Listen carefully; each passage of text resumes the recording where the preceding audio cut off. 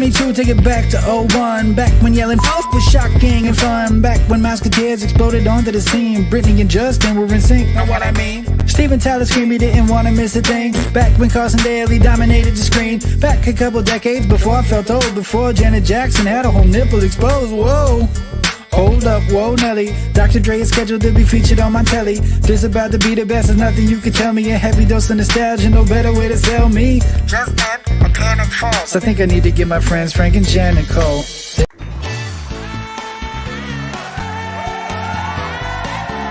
It's Theme Park Thursday Live with Dillos Diz.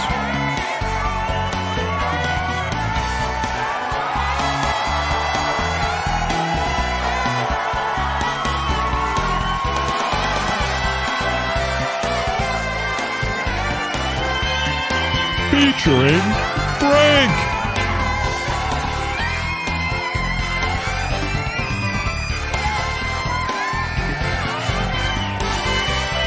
And Jen.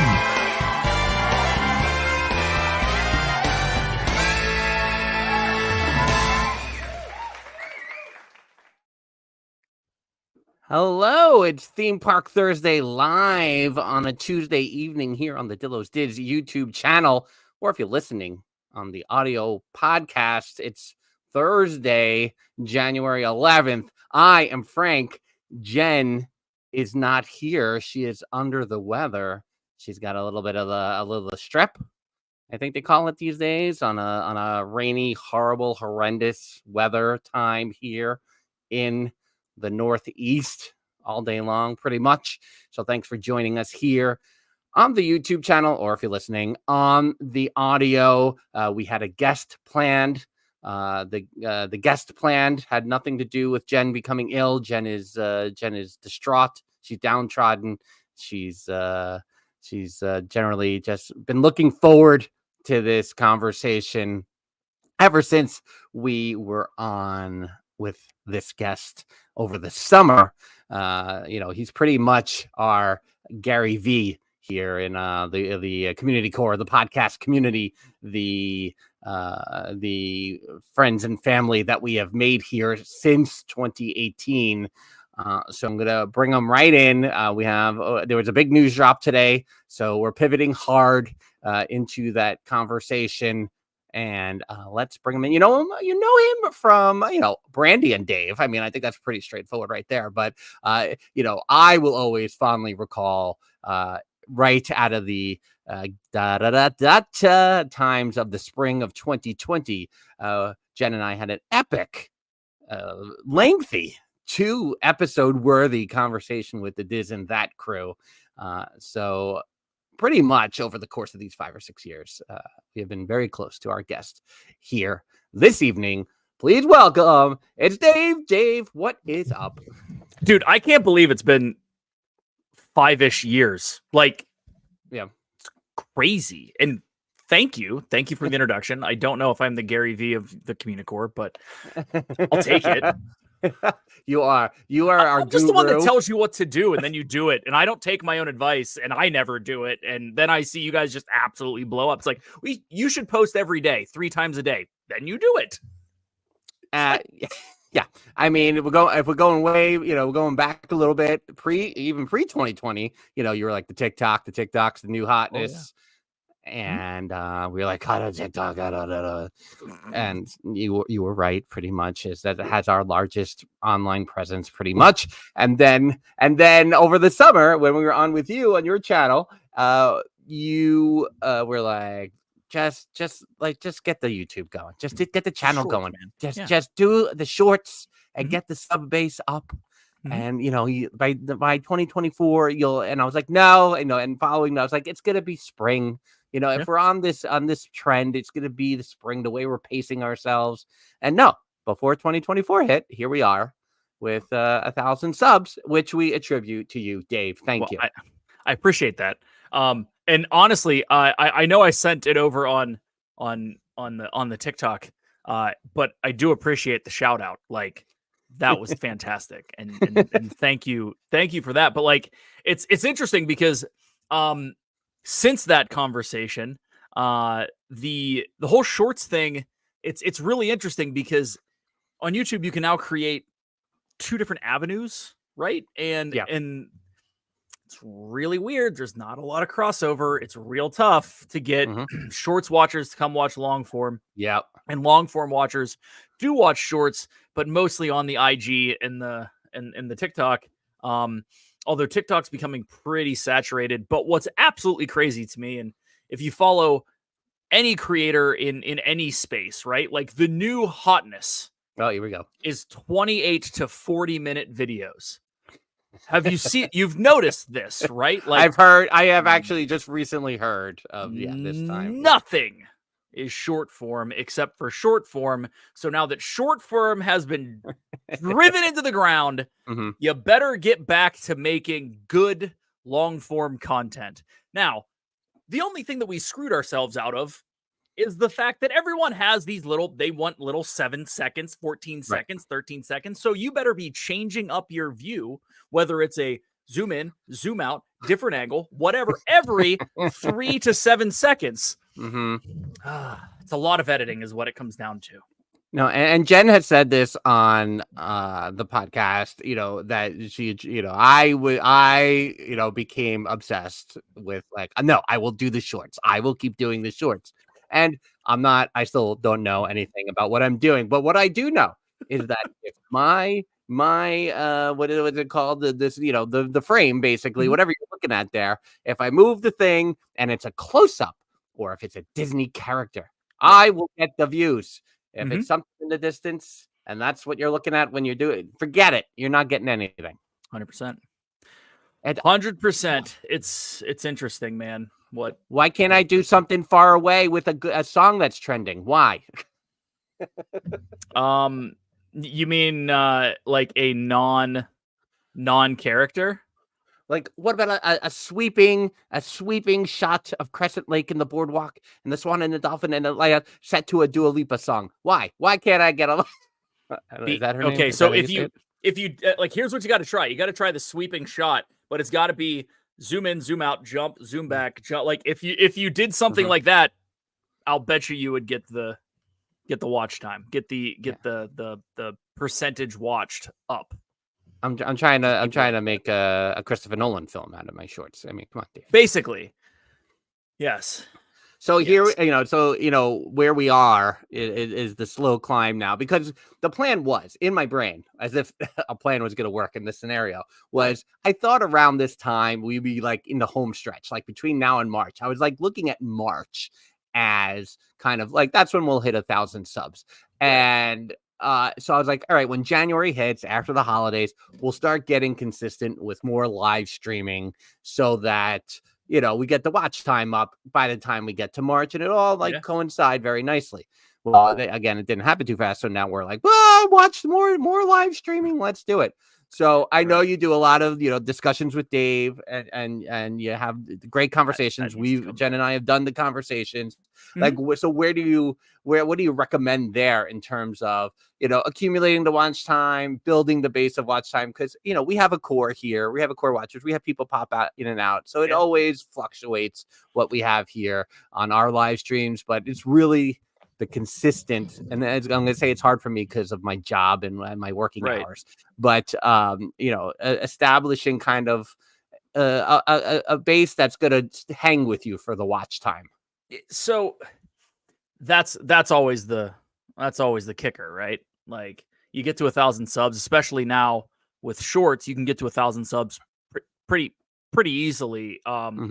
I don't want to say easily. There's a lot of work that goes to it, but you can drop a video, right, of something in the parks that people are watching on whatever, a quote unquote trending style video in the Disney community, and get the 70,000 views, and you're going to get 40 subscribers. So you can do that multiple times and get there and get to your target subscription, right? Yeah. But then you realize that doesn't translate directly to all of your other videos. And honestly, it's because you have people that are my son Dawson's age that are 11 that are scrolling through that. And granted, you have people like me, like I've started watching more short term or short form on YouTube. Mainly because YouTube is pushing it, right? Like if I'm scrolling through my For You page, what do they call it? Suggested page, whatever it is. Yeah. What the heck do they call it? Give me a hot minute. I have to say this correctly. YouTube's a real quick, the home page, right? So it's on your home page, and even on the computer, you scroll down and you have 10 videos, one's an advertisement, and then you get to a complete straight flat of shorts. And I have found out that the shorts that go there have nothing to do with what I watch on YouTube. What it has to do is I have scrolled through the shorts and something has come up and I've watched it. So it feels like YouTube is keeping this is what you watch in shorts, so you can watch it there, and this is what you watch long form, right? So it's really weird. Like, there's this dude that I watched in he just popped up here. It's a hack on how to get your money back if they cancel your flight because you were bumped. And he has shown up on my shorts For You page, my shorts homepage every day for the last 2 weeks. Every day. But if you look at what the rest of it is Disney, it is Call of Duty Warzone, and it is prepping because the world's ending in 2024, so everyone go buy food. and it's conspiracy theory stuff. So it's been a really good run, and like the the Y files on YouTube. Okay, so I watch the Y files every week, and all of the everything else just pops up. It's like, you should watch this Y files. I've watched it twice already.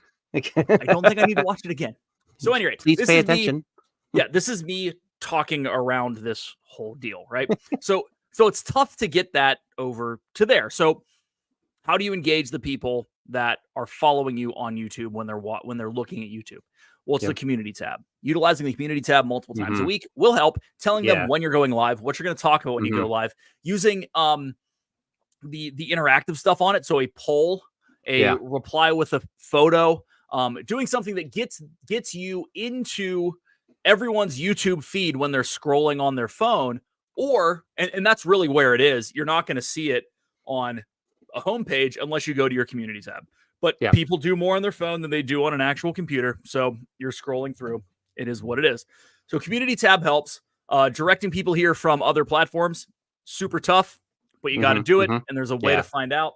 But the big thing is consistency. I mean, you said it. If you're going to have a show and it's going to be every Sunday and it's called Discussions with Dave, you should have that show. Now, the issue is I haven't had that show for weeks, and it's my fault, but holidays are holidays. Life is life, right? Yeah. But you got to end up, utilizing the community tab and then being consistent on when you're going live.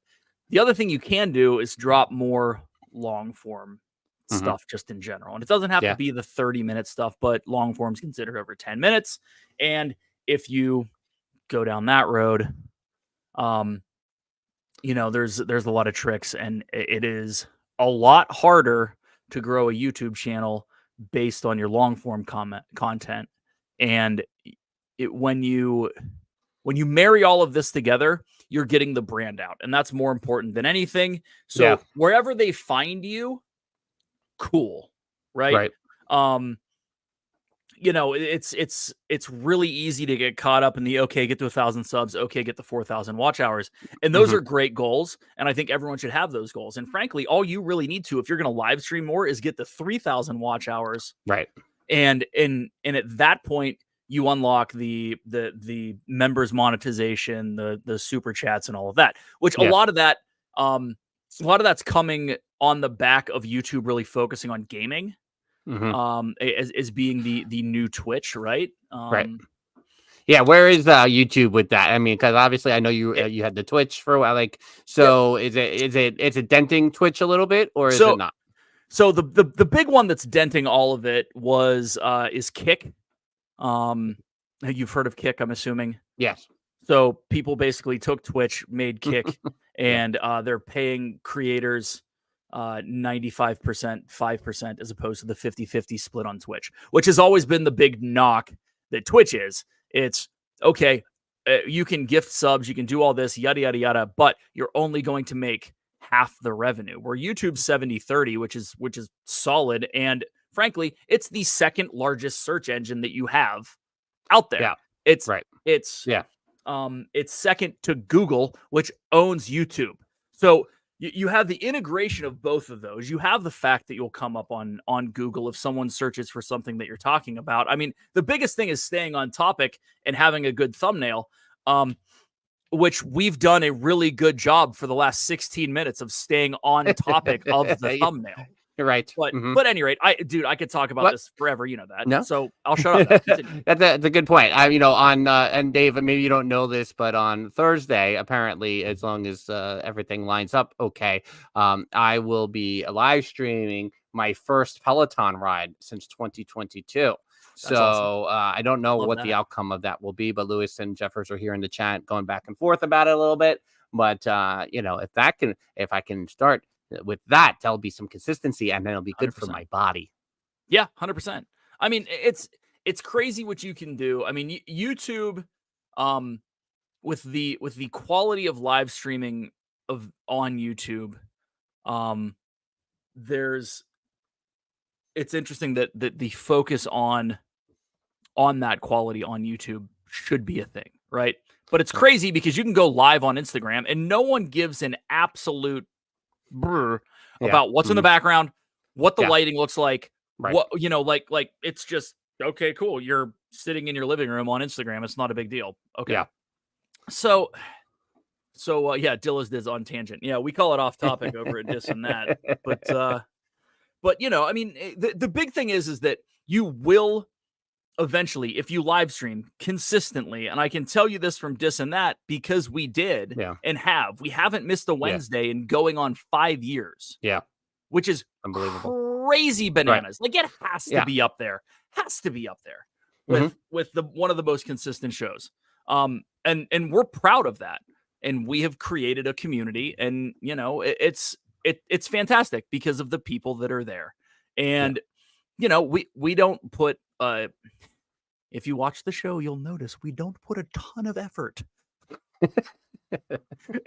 we have a topic and then we don't talk about the topic. Like if we actually followed some of these things I just said, who knows? But the big thing is driving traffic to this. Like, can you do a couple short form or shorter lives on TikTok to get stuff over here? Can you? Because you should be able to on TikTok right now. Figure out how to have this get a streaming key on TikTok, have TikTok going at the exact same time that you're doing this, and you can multi-stream. So there's a lot of things you can do. I'm interested on this Peloton thing though. Like you're getting back on the Peloton for the first time, and you're actually going to show people immediately. Yes, I want them to see me from day one. That's fantastic. But yeah, I mean, a lot of people talk about niching down, which you should, but I don't know. Thumbnails are huge, titles are huge, and that's just if you want to work the YouTube algorithm, right? But when it comes to this, it's I think consistency is going to be big enough in making sure that this is in a podcast playlist on YouTube, because I think that YouTube is seen, and I'm just going off the cuff here. Just if you look at what social media has been, Spotify bought Anchor, which is what I used to use, and turned it into Spotify playlist or Spotify podcast. And it's an easy way to do that. And then it's not that hard to get to a point where you're quote unquote monetized, where you can get ads, you can do your own ad reads, you can do Spotify recommended ad reads on your podcast. So like to get to that point, you're good. And then now you're utilizing Spotify, you're utilizing their ads that they want. So now they're going to push out your podcast more, and they're going to suggest this. So there's that component. And if you translate that to YouTube, they made a podcast category for a reason. And I don't know for sure, but I think they started pushing on the app or a separate app or the same app, the ability to listen to YouTube podcasts like it is another podcasting platform without video. Yeah. Yeah. That sounds right. But I mean, I think over, in the overall, like the thing that you said that sticks out to me, right? It's the brand, right? I don't know if Jen and I have directly said this to each other, but because our 2023 was took a bit of a turn for about 5 to 6 months, we were just focused on, we will release the podcast every Thursday. That is our goal. We will just, and we didn't have guests, so we, there was no expansion per se. Like, we have a guest, the guest promotes, we help, it all goes together. So we didn't have that. So we saw a dip, but we're also like, what are we trying to do? And it's just, we want to get to know more people. We want the brand out there. We want people, we're comfortable in knowing that I think at this point that and I speak for, I don't speak for Jen here, maybe people know who we are, I think, in the community, whether they listen or watch or anything like that. I think it ebbs and flows. I mean, New Yorkers, it's its own taste, I think, and we just want to keep growing is really what we're looking for, which is a sign that we're going to be doing this for much longer. Well, I think that I don't want to say cornered the market, but you found a great niche inside of the Disney community, which has expanded a little bit beyond that into pop culture, which is nostalgia, right? And everyone loves nostalgia, especially, now that we're all getting older, right? Like, I'll be 44 this year. Nice. But like when people are away from the parks and want to have some semblance of exposure to Disney, they can. And if they want to have an exposure to old Disney, then they can. I mean, I think the big thing right now is that a lot of people have Disney fatigue. Yeah. In the community, and frankly, in culture at this point, whether or not, and we don't have to get into it, but whether or not you want to talk about it or bring it up in any content that you're making, there are people, or there are things that are going on in the America now, whether you want to call it the political realm, which I don't think it is, but in the cultural realm, that Disney has been a dividing and divisive topic for a lot of people, and it's part of the whole thing right now. And I think people are getting fatigued by that being a topic. Want to see, I just want my old Disney. I don't want it to be involved in all of this. This has been and I talked about this on Wednesday night, and I'm like, Disney's been escapism for a lot of people for a long time. We've been parks fans, and I'm not talking Disney overall. I'm saying parks. I've said over and over and over again that the parks when I go to Disney, I want to stay on property because I just want to shut off the outside world for this 4 to 10 days that I'm there. That's what I want. And a lot of people have turned to Disney as this outlet is something to grasp onto. And with the decisions that Disney's made, whether it's the fact that we need 28 Star Wars movies, or Marvel has been, or they decided to quintuple down on Marvel, or the fact that they're remaking every single classic that's out there, or the fact, whatever it is, someone has had some hang up where they don't get to just have Disney as that fun outlet anymore at all. And I think that's been real tough on a lot of people. And I know it has for me personally, right? Like, I don't like some of the decisions Disney's made. I think the fact, and beyond that, if you're a parks fan, holy hell, go look at pricing for next year. Right. It's tough. We didn't go in 2023 because we couldn't afford it. Yeah. And we're not, and we should, and I don't want to say we should be, but we do okay. Yeah. Yeah. It's crazy to me, right? Like, so at any rate, everyone has had some semblance of yeah, I mean, everyone has had some semblance of a reason that they had to step back from it. And I think it's just it's an additional fatigue, and it kind of sucks. And honestly, as a creator, it's really sucked. Yeah. just because I don't have the fire, and this is me talking. I don't really have the fire to go create Disney content anymore. I'm not at the parks. I haven't been at the parks in years. I have Mhm. a boatload of old video that I could put up, but it's not old enough to be nostalgic, and it's not new enough to be Mhm. like, hey, check out this new whatever. Yeah. So I'm in this weird interim thing, which is why I've been doing discussions with Dave on Sundays, which is why I'm starting the Dave Rant podcast, which is coming out at some point, Yes. because that's going to be interesting. Yeah, I mean, and I think it's hard in general, and we can point the fingers, social media, the news cycle, whatever it is, of the reasons.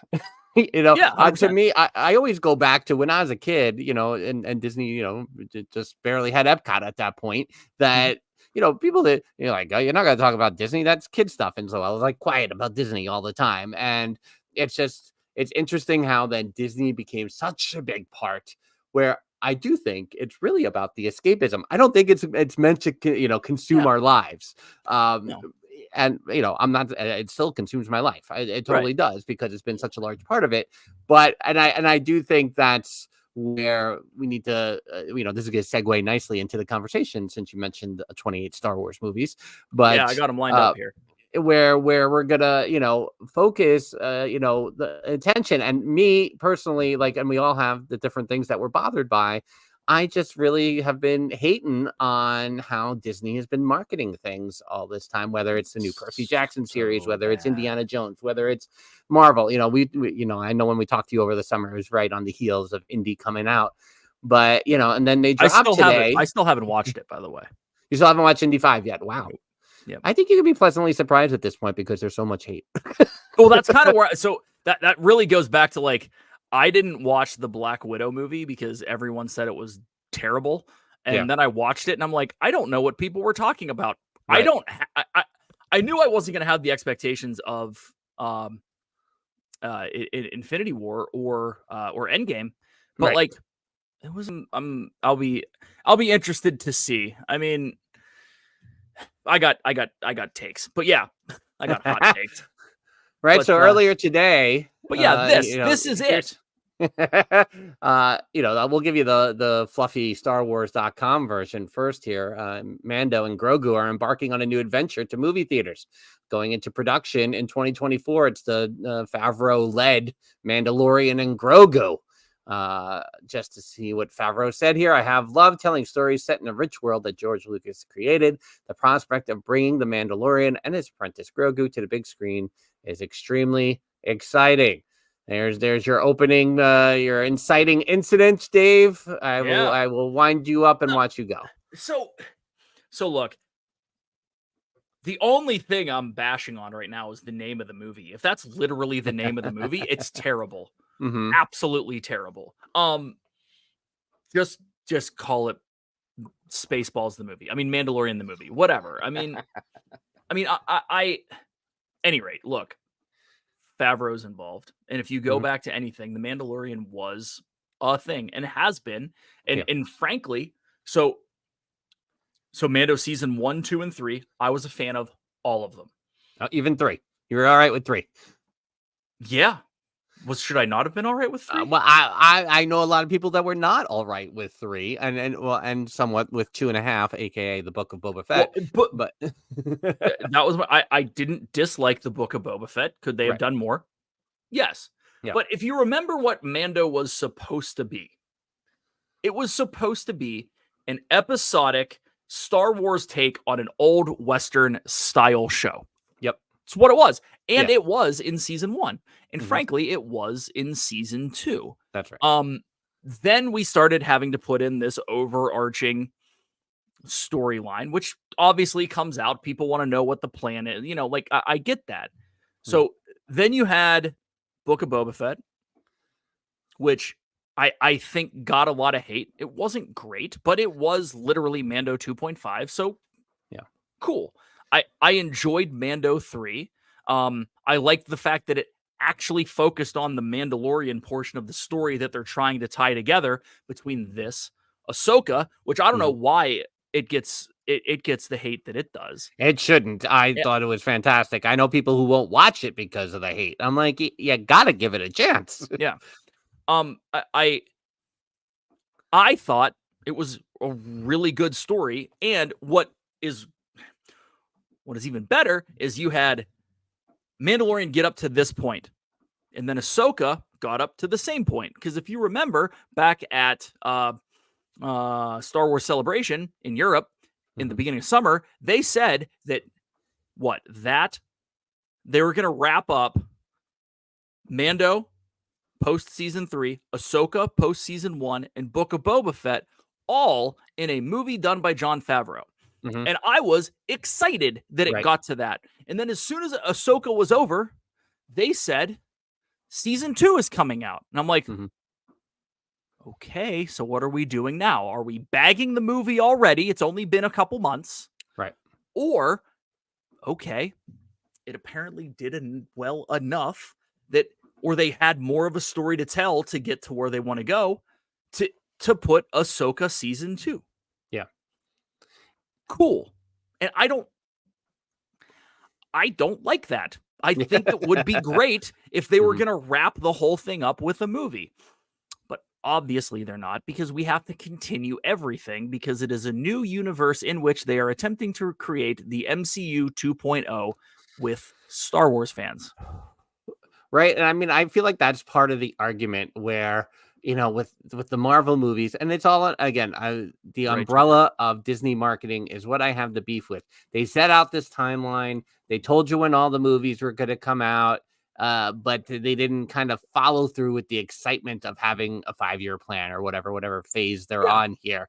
And so with Star Wars, I feel like it's a lot of blue skying. They're just, and if something catches, I think they as much hate as it got, I think there was good enough buzz to warrant, all right, let's, instead of doing this with a movie, let's do season 2, because I do think, and I know how you feel about Obi-Wan Kenobi for various reasons, Ahsoka really did a great job of making you want to see the next episode. And again, I have a problem with none of these series, including the Book of Boba Fett, which was slow, but I still enjoyed it. My 7, soon to be 8-year-old loves these series, all of them. We haven't watched The Bad Batch, obviously, but that's what it comes down to. I see myself in her watching Star Wars, and like, how's that? What's better than that?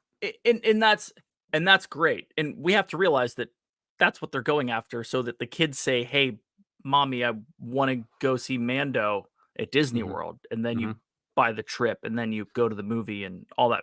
And you buy all the stuff and the things. And I get it. It's marketing for what they actually want to sell. But so I'm with you. And I'm only saying this because I'm kind of like a stickler for the fact that, hey, we were going to do this and everything's wrapped up and it's to the same point in the continuity of this universe. Yep. And we're going to go to the movie. Cool. How are they getting back into the galaxy that they need to get back into? Like, that's the part that it's like, okay, you can't do that in 2 hours. I know you can't. You literally cannot. Unless you're just going to be like, oh, we're back. And that's going to be, and it's kind of like when the Emperor just, oh, I'm back. And you're like, wait, what's going on for the rest of the movie? How the heck did we get here? You missed the next 30 minutes of dialogue because you're like, this is dumb. Yeah. So, and I think that's the hard thing where, conversely, the my kid, when it was revealed of Rey's lineage, that was her Luke, I am your father moment. I was like, I can't believe this is your moment, because you knew who Anakin Skywalker was the whole time. But this is what's going to stick with you, is that who Rey's grandfather is. That's your big reveal in your childhood of Star Wars. I can't believe it. Yep. Yeah. And dude, I have my own issues with episode 9. I think a lot of people do. I think, But you know what? It's because I'm still plugged in with the cable. If it's on TV, I'm still watching it. So yeah, I don't have the cable. I don't think I've watched it since I watched it after it came out on Blu-ray, not Blu-ray, but once it came out in streaming. I think I watched it once and I'm like, yeah, okay, cool. But like, So I get it. I know you can't. I'm excited for the movie. I'm excited to see Favreau's return to the big screen when it comes to directing something, because, he made a little movie called Elf. It was okay. Yeah. He's also made a lot of Right. other little movies that are really good, like Swingers. Yeah. It's pretty good. okay. So I mean, That first Iron Man movie, it's all right. it's okay. He only created the whole MCU as we know it. It's okay. It is kind of okay at this point now. But yeah. So cool. I mean, I'm looking forward to this. Like I said, the name needs some work. Yeah. Because I could have come up with that, and I mean, you're right though. That's under marketing though, Frank. That falls under that. It's like, are you kidding me that this is what we're doing now? So. And that's the thing. I mean, when Elemental came out over the summer for Pixar, a couple of months out, and it had like a slow build that it stayed in the movie theater through Labor Day. So when people were syncing it right away, it hung in there. Yeah. But then Disney Plus releases like a fantastic documentary around Elemental. I really enjoyed it, and I'm like, this needs to come out before the movie so that people get excited about wanting to see the movie. If they see the human's interests story of it that went into the making of this Pixar film, more people are going to be interested. And that is, I think the film benefited a lot because people finally went back to the movie theater with Barbie and Oppenheimer. But that those things they're missing out on. When I was a kid, you got the making of Who Framed Roger Rabbit before the movie came out. Yeah. You got the making of Dick Tracy before. You got reasons to get excited for these things. It's the only reason you went to see those movies. Yeah. Because I mean, I remember the summer Dick Tracy came out because we went to Disney, and the only reason we saw it was because we were going to Disney. Yeah. And like there was a bunch of stuff on TV on the Disney Channel about Dick Tracy every 48 seconds.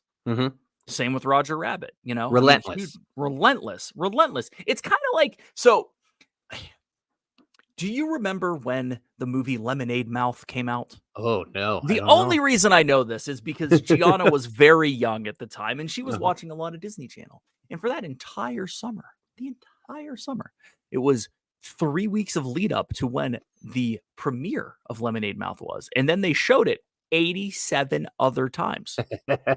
And all summer, all of the little cut-tos and the little were all Lemonade Mouth people. Right. Except for, what was the wizard one that was around? Wizards of Waverly Place at that point, Oh, yeah. I believe. So, I mean, there were a couple others, but it was, there was a boatload of marketing around one piece of content. Well, let me read you the pieces of content for Star Wars that are coming out. Star Wars Skeleton Crew TV series. Again, Disney Plus 2024. Star Wars The Acolyte TV series. Again, 2024. Star Wars The Bad Batch Season 3 2024. Star Wars Tales of the Jedi 2024. Now, potentially you have Andor Season 2 2024. Maybe early 2025. Okay. So the writer's strike and the Hollywood strikes threw a big wrench into all this. So let's take a step back and realize that they're going to get back on track. They're going to get back to where they kind of wanted to be. Stuff was pushed out 6 months. So kind of sucks. But like, here's what we have remaining, quote unquote, in development. Ahsoka Season 2. Taika Waititi's Star Wars movie, still in development. James Mangold's Dawn of the Jedi movie, which that's Knights of the Old Republic, still in development, which I'm super excited about that. I like the fact that we're going that route. Filoni's Mandoverse New Republic movie in development. The new Jedi Order movie in development. Mando in development. Star Wars Rogue Squadron allegedly is out there. Yeah. Right. Which I'm super pumped for that. Did you read those books? I probably only one time, but long time ago. Yeah, long time ago. Yeah. Remember when you could go to the bookstore? Just stop there. But I remember the bookstore. I remember when Heir to the Empire and the other two came out. I bought those in the gift shop after Star Tours, each of the August 91, 92, 93. That's where I bought each of those novels. Those are canon. Allegedly, they were. They're not anymore. They're getting there. Thrawn. I mean, without those books, you don't have Thrawn. Yeah. Without those books, you don't have Thrawn. Yeah. So so I never read them. I didn't. But I remember going to the bookstore as a kid because we'd go to the mall and I would need to go do something. So I would go to the bookstore because when you're a teenager in the mall and you're 12 and your mom's taking your sister to go look at something, like, I'm going to go somewhere else. So I would go to the Book Nook, which that's an old statement because I don't think they're around anymore and it's only a central Pennsylvania thing. So anyway, I'd go in and there was the sci-fi /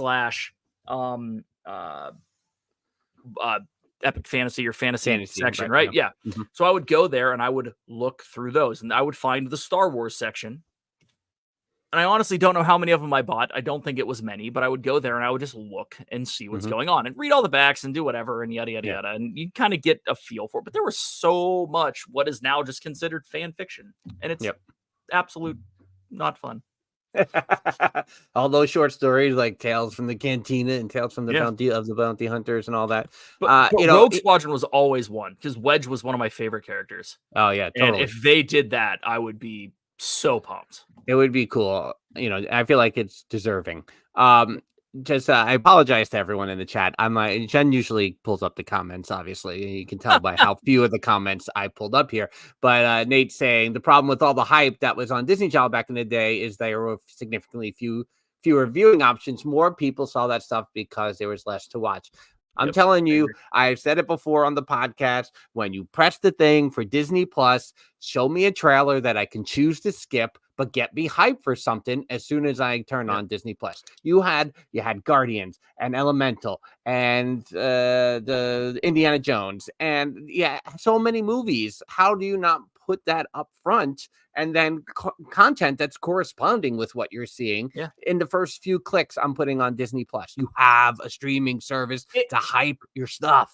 So what's interesting to me now, right? Like you have people that are starting to saw an article about this, that people are starting to cancel all of their streaming services. Like they're just picking one. Right. And to this point, it's right now, people have looked at it and said, okay, if I want to watch sports, I have to get Fubo. That is $99 a month.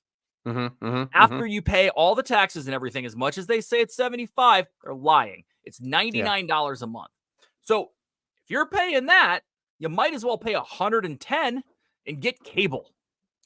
Well, so and if you do that, and that's where we are. That's crazy. If you do that, you're not going to pay for Netflix. You're going to pick one, and probably one at a time. Where it's like, okay, Netflix has 9 things I want to watch. I'm going to pay for Netflix for the next 2 months, and then I'm going to see what's going on. And then you see that Hulu has had 6 things that you want to watch now, so you cancel Net. This is going to be a thing going forward until they figure out how to package all this stuff together.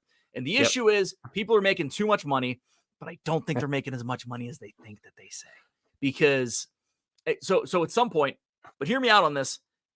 At some point, they will go to it's Disney Plus, but here's the Disney Plus channel, and it's on Disney Plus, and you can go there and you can click the button. It just runs through all the popular stuff, much like it did before, and you're gonna have some semblance of Disney-focused commercial stuff going on at that point. And they could do it now without thinking about it, and it really. How many times, Frank, have you gone on to Netflix and sat there for 25 minutes and then not watched anything? No, let me tell you that, right? So Netflix is the one I'm like, I feel like it's the original and I can't get rid of it. It's like what you started with. And it's like, I can't, it's double the price now. But then like the past, it bookended our Hallmark Christmas movie watching, but my wife was watching Virgin River. She binged that. And I'm like, well, now we can't cancel Netflix for 6 months because we actually watched something that was on the streaming service. Yeah. And that's how it goes. Yeah. Like I canceled Paramount Plus. That's the only thing I've canceled so far. And I have them all. Like HBO Max or whatever they call it, Max now. I have it just so I can watch Friends and Big Bang Theory before. Well, it's like, am I going to watch Sopranos reruns? I know I'm going to go back to that. Well, exactly. And Paramount Plus, I was like, I'm going to watch the new Frasier and then I was annoyed, so I only watched 2 more after the first couple, and then I was like, and then that's the one that, like you, is probably gonna go, because I'm like, there's no real impetus to keep this one. So there's like 5 really good shows on Paramount Plus. Are you Yellowstone? Is that what? Well, Yellowstone's not on it. It streams on Peacock. It's in 1931. What is that? 1833 and 1927. But neither of those have I watched. Although Taylor Sheridan was just on Rogan this week, so now I want to go back and watch 1883 because I heard it, like, they were just raving. Rogan's raving about it. So cool. I'll go watch it. But they had Jack Bauer 2.0 Rabbit Hole. They had Spec Ops The Lioness, which is again another Taylor Sheridan show. And there were a couple others, and like I want to watch Mayor of Kingstown. I just never started it. So at some point I'll go back to Paramount Plus. But the only reason I got it was for SEAL Team. Yeah. So there's no SEAL Team until 2025. Yeah. So I said no. I canceled Peacock yesterday because I got Peacock to watch a Penn State game at the beginning of the year. And then whenever I was recovering from heart surgery, I binged The Office because I never watched it. So that was it. So now I'm like, nothing on Peacock at the moment. So I canceled it. Peacock's the one I'm going to keep forever, because when they bought the WWE network, I started saving $5 a month. So it was $9.99 for WWE. It was $4.99 for Peacock. I'm like, well, this is a streaming service I'm going to keep for all time, because I'm saving $5 a month. Yeah. But like, so you got all those, right? But then you go back to Disney Plus, and I guess to like kind of bring this back around is like, if you kind of pushed what I need to watch, except for a scrolling banner at the top, which everyone is doing. Like, what's a different way to market it, right? And I think I'm going to create a channel inside this. This is the stuff you need to watch. These are the eight shows that we're pushing right now, and we're just going to run them back to back. Yep. And no matter what, you could always just go watch them anyways. But if you have, like I said, how many times have I gone somewhere and it's been 25 minutes and I'm like, I don't know what to watch. It's too many choices. So you just click on that and you're going through. And honestly, maybe one of them's a freaking trailer network for all of your stuff. And there's gotta be something where it's like, here's this, it's running. Even you can have it running while you're scrolling through, whatever it is. There's gotta be a way to push this content out, because, I frankly, I don't go to Disney Plus much anymore, because done with Mando, done with Ahsoka. I didn't really know much about the Percy Jackson thing. I don't know if it's any good or not. Is it any good? I mean, my kid likes it, so I watch it, but no, it's just as good as the movies. Yeah. Okay. So like, I don't go there a ton, but like, I still need to watch Andor. I haven't watched it yet. I just haven't committed the time. Yeah. But I spend my time on other streaming services, and I might go to Disney, or the one time I go to Disney just to see, maybe I'll watch whatever. And they're streaming something in the background while you're flipping through. It's gotta be able to be a thing. So I don't know, but yeah, I mean, coming back to it, Star Wars universe is getting pretty crazy at the moment. And,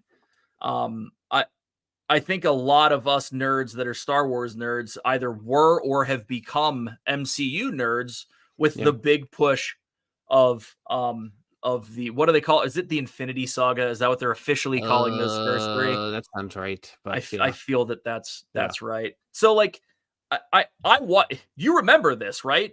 I watched all of those movies in a month. Yeah. All of them. Because I was leading up to Endgame? Is that, or leading up to Infinity War?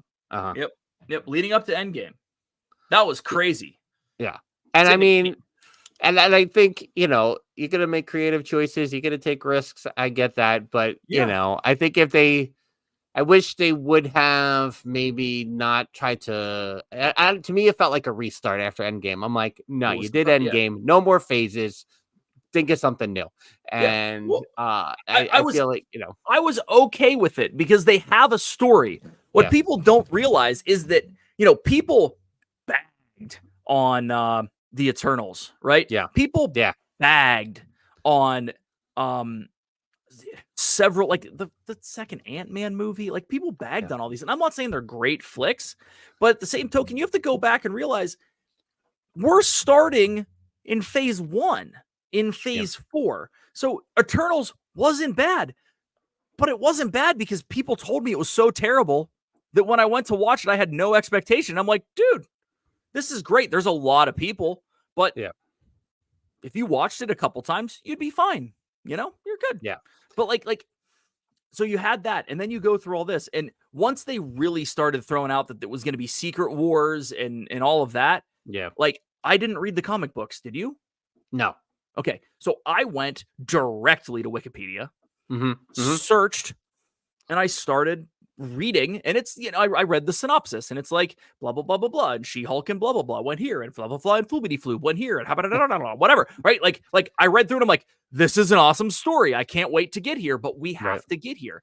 But then like people bag on She-Hulk and bring the whole political, like everything has to be a female character into it. But if you even took a second and went and read Secret Wars, right, she's a major character in it. So they had to introduce her in some capacity. Did they do it right? I don't know. I'm not the Marvel guy. Yeah, and I mean, I think that, but I feel like I'm the Star Wars guy. Right. But continue. Yeah. Go ahead. No, I think that, you know, and I keep coming back to the kid on this, so I don't want to be repetitive, but you know, all of these things, I think when they are in their 20s, will be like, they're like, oh, I remember watching She-Hulk and that was my thing. And just like they are about Star Wars prequels. I mean, I have a family member who's, you know, 17. The prequels are that's his baby. Damn. And I'm like, oh gosh, I was like, I'm so much better on it now. But if there was social media around in 1999, 25 years ago, this May, holy cow, would you just see a relentless string of X tweets for me? Yeah, right. I mean, it's just so crazy. Like I remember going and seeing episode 1 and being super pumped that it was a Star Wars movie and being like, I don't understand why we started here, but it was a Star Wars movie and the music was really good and they blew stuff up and I'm cool with it. Yeah, because I was excited to have one. And then we didn't have anything for 3 years. There's 4 things coming out this year. It's too much. Yeah. We're inundated. Yeah. You know, it makes you not, there is so much that going from caring to not caring is really easy because it's just, I can't keep up with it. And honestly, the Marvel thing, I had a buddy who lived down the street and we would get together and drink, we were both really into like we were beer nerds. Okay. We were into weird. So we would get together, have a couple beers and talk. And he was a huge comic book fan and his son was a huge comic book fan. And this is like, there's 5-6 movies out at this point. Not a lot. Right. And he's like, you got to start. Well, 2 years later, I didn't. And now it's like, Dave, there's 11 movies. You can do it. I have all the DVDs. I can hand them to you. Yeah. This is how long ago. You know, I mean, you have to realize that it was different back then. Yeah. And it's not even that long ago. So no, and all that went forward. And I got to a point where he goes, Dave, there's only 17 movies. And I'm like, no, I'm done. But then I did it. Yeah. All in a month. And it was ridiculous. And I mean, and you know, you just got it's a muscle you have to work, right? But even when the new sequel came out, like, you know, I feel like the thing that did them in was dropping Solo in the summer instead of letting that be just do Christmas. You get Force Awakens worked, and then you had Rogue One. Everyone was still hype. Last Jedi, sure, it took a turn, but give it a little space and have the next one come out in Christmas time. Yeah, you know, because you knew there was already problems with the behind the scenes of Solo, and then do the Rise of Skywalker. And to, you know, when Mando, the first season of Mando came out at the same time as, you know, a month before Rise of Skywalker, you're like, all right, I could see it, like, you know, building up to this thing. They had that little connection with the healing powers, but then after that, just go, you know what? One thing a certain time of year. Let that be the thing. What was failing you about that? 3 things a year. Crazy. Yeah, it's I don't know. Then because you know then it goes, well, how does it go into the parks? Because obviously Mando is what they want to grab onto because they know money is in Mando and Grogu and the merchandising and all of that. 100%. So like you got to figure out all of Rise of the Resistance because of this franchise. Like you got to do something about it. Yeah. You got to, and I that- have no problem with any of the characters in the sequel trilogy. I love that they walk around. I didn't have a problem with the Star Cruiser. None of that. I'm fine with everybody, but I recognize that your money is in Mandalorian and Grogu. You got to start changing things over. What I don't understand is that they didn't recognize that their money was in the original trilogy. You get told that a Star Wars land is coming and it's going to be super immersive. What's the one thing you want to do? Fight Darth Vader. Right. Meet Darth Vader. And I don't care what age bracket you're from. That's that. And I will. I'm just so here's where I'm at. And I think you're in the same boat. We were there opening day. Yeah. We get it. You go in and it was awe-inspiring. It was crazy to see a life-size Millennium Falcon. And it still is to this day. Correct. Always. But you're starting to see cracks in we are a functioning society.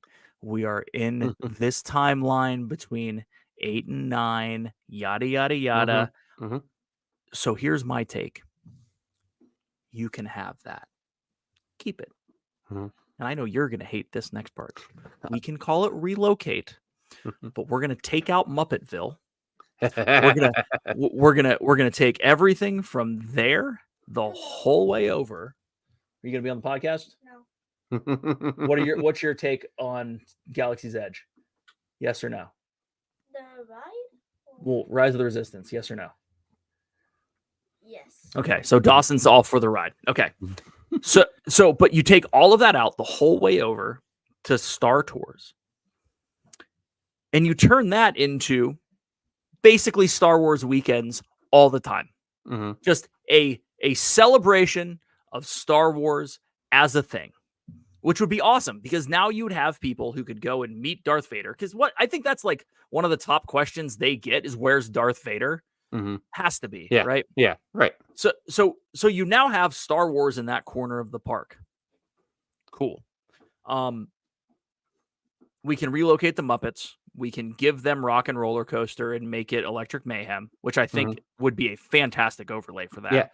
Yeah. And then you could redo that and have a Muppet / Pixar place the whole way up to. And the thing I said at the holidays park when Kermit and Piggy hosted this little thing there during the Jollywood Nights is, hey, you know what? Let the Muppet. Listen, do I still think you need a theater? That you got to play the movie because Jim Henson's still a voice of Kermit? Yes. But, and I would say I could take it a step further and go and then give me a Muppets, layover of Tower of Terror during Halloween or something like that just to mix things up. It would be awesome. Like, I like Tower of Terror, and I like nostalgically love the fact that it's still Twilight Zone. Yep, I get it, but like if you you could theoretically do it. It's a retheme though, you know. Yeah. I don't know. Anywho, I don't think it'd be that hard. Yeah. My point is, you bring all this into the parks. Now you're bringing Mando into it. That's not timeline correct. For what they want, it is not timeline correct. Yeah. And they said they weren't going to do that. And then they decided to make money and have people go there to meet Mando and Grogu. So cool. Yeah. But you could do a very similar type land. Did you ever make it to Star Wars weekends? I worked Star Wars weekends, believe it or not. That was when I was working at MGM. That was the original first, at least the first one for sure. There's a picture I have of Woody. And Princess Leia is taking her blaster out of Woody's holster. Really? I'll have to share that with you. Yeah, that's fantastic. Actually, that's we made it to like one of the last ones. Yeah, and it was so much fun. Yeah, so much fun. And that was. Even though the dance show was ridiculous or the dance off was ridiculous and like it was fun. It's what it was supposed to be. And if you want the immersive stuff, go do, I still think Smuggler's Run is a great ride. Oh yeah.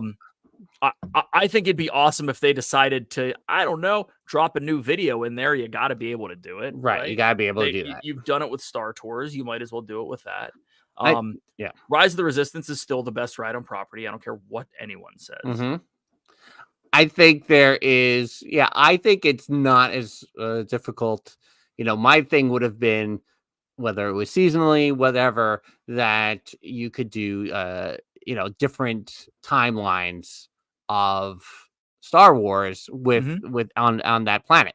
So you could change a couple of the animatronics in Rise of the Resistance. You can, change up the film in Millennium Falcon, and maybe that's it. And you could have it like this week. These weeks are original trilogy weeks. These weeks are prequel weeks. These weeks, and so you got Maul walking around some weeks. You need people to repeat. You want people to. That was the problem with that. My number one problem with Galactic Star Cruiser was like, it's great for a year, but you gotta find ways for people to come back. And you could do that in a big immersive show. That there's little details you might have missed, but December being a life day on the Galactic Star Cruiser, I think people would have went for that. Yeah. No, and the Galactic Star Cruiser, Jesus. The Galactic Star Cruiser. Such a great idea. Totally missed the mark. Yeah. Price point was way too high. Way too high. I understand what they were going for, and I agree that the price point was reasonable from a Disney standpoint for what you would get. Yeah. But it didn't look like that way. It didn't look that way on paper. Yeah. You didn't market it as a cruise. Here's Woody and Princess Leia right there. That is fantastic. 1997, right? That's so great, man. And I think the price point, I mean, you know what the mistakes are, and when all is said and done, the 2020 through 2021 time frame, not great for everybody. So it is how it all went down. But I can't believe the amount of missteps I feel like the company has taken, and I'm not here to bring them down or anything, but it's like, I was like, it's right here. It's right here for you. It's right here for you to do. It's not my much, thing. I don't think. They seem to be purposeful missteps, or they just have incompetent people. One or the other. You're either and it's not the trying something new. It's not the whatever. It's just like, do you realize what it looks like when you're saying that it should cost $789 a night rack rate to stay at the Polynesian? Right. Even at 35% off, right? You have the capacity to get that discount. It's out right now through October, which I don't think I've ever seen a discount at this time of year through October. Sure. That is crazy bananas. Yeah. You can get it down to, frankly, the price of a high-end resort elsewhere, right? 480 to $500, somewhere in that ballpark, which isn't great. But if you're only going once every couple years and that's what you want to do and that's what you want to spend your money, I mean, look, if you have it, do it. I'm not, but like the average person that wants to go to Disney, you look at that and you're like, holy hell. The moderate resorts are $340 a night right now. Woo! Yeah. Okay. Oh, man. It's pretty crazy. And that's just the parks. That's not, we need to shove as much Star Wars down your throat as possible. We need to shove as much Marvel down your throat as possible. We'll just throw it up against the wall and see what sticks. We're going to remake every movie that's out there in live action. Okay. But why? Yeah. What's the reasoning? Is the reasoning really because you want every child now to grow up with the same, with the same stories that we did or our kids did, but in a live action capacity? Yeah. Okay, I get that, but that's not how you're marketing it. You're marketing it to those of us, at least it feels like it. You're marketing it to people who are nostalgic for Aladdin, right? Yeah, right. Well, and I think Will Smith did a fantastic job as the genie, and I think he did a great job on that film. It's not Robin Williams. Right. but No, it and doesn't- I've gone in. it Yeah, I've doesn't gone into have- those going. Yeah, I've gone Yeah. into those saying like, oh, well, my expectations are always low, and I come out pleasantly surprised. But the why behind it, I'm not what's quite the sure. why? Yeah. Why you're not telling us? I'm in business. I'm in management. Mhm. When when we're rolling something out, when we're talking to our employees, the biggest thing we hit on is why, not what, but why. This is why we are doing this. Yeah. And it's received better. Well, why do we have 48 Star Wars movies or Yeah. shows, movies, whatever? Why do we have Marvel coming out at the pace that it is? Why? And it doesn't come with. You don't feel that they're being set up for success. No, and You feel like they're just being. Here they are. They're just tossing them up. Yeah,